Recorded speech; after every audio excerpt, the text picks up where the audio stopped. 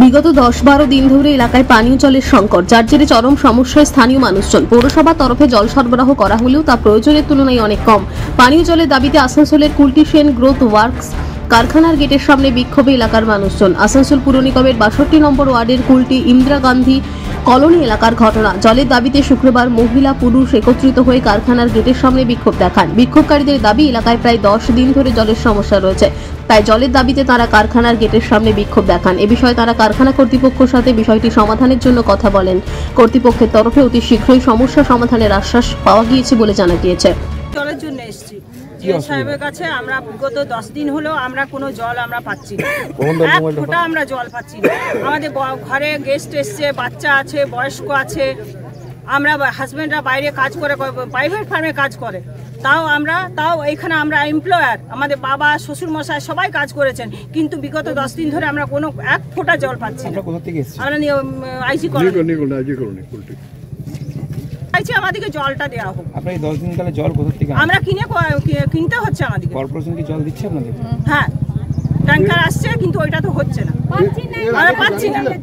এর আগে জানিয়েছেন? না, আমরা এসছি আজকে অসুবিধার জন্য। যখন আমরা কতদিন জল কিনবো, কি বললো এখন কিছু কথা হলো না? এখন হয়নি, আমরা যাবো ভেতরে। বাচ্চারা আছে, অসুস্থ মানুষ আছে, পেশেন্ট আছে, যে পুরো বেডে আছে, তার জন্য জলটা চাই। জল একদম মানে নেই, একটা জল নেই। কতদিন ধরে অসুবিধা? 10 দিনের উপরে। আপনি কোথা থেকে এসেছেন? তো জলটা যেন মানে দয়া করে অনুরোধ করছি আমরা সবাই মিলে, জলটা যেন পাওয়া যায়। মানে কি আপনারা কি স্কুল কোয়ার্টারে থাকেন? হ্যাঁ, আজ অনেকদিন ধরে, প্রায় 25 বছর ধরে আমরা আছি। না, এত মানুষ ভিড় করছে, তো সেটা জলদি করে দিচ্ছে কর্পোরেশনের জলটা, যাদের মানে প্রাইভেট। আপনারা কার কাছে এসেছেন আজকে? আমরা আজকের এই অফিসারের কাছে এসেছি।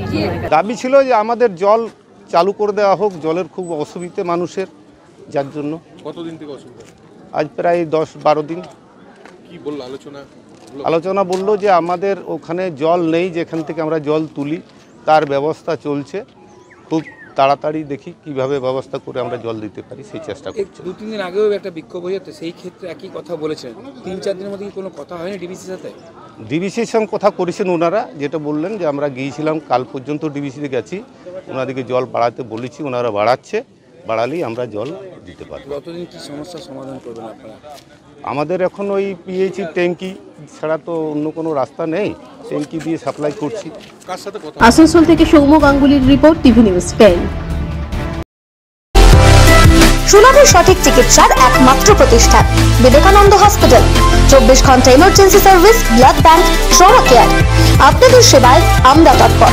গুণমান ও পরিষেবায় দুর্গাপুর বিধাননগরের ডক্টর জাকির হোসেন এভিনিউর বিবেকানন্দ হসপিটাল শিল্পাঞ্চলের মানুষের মন জয় করেছে।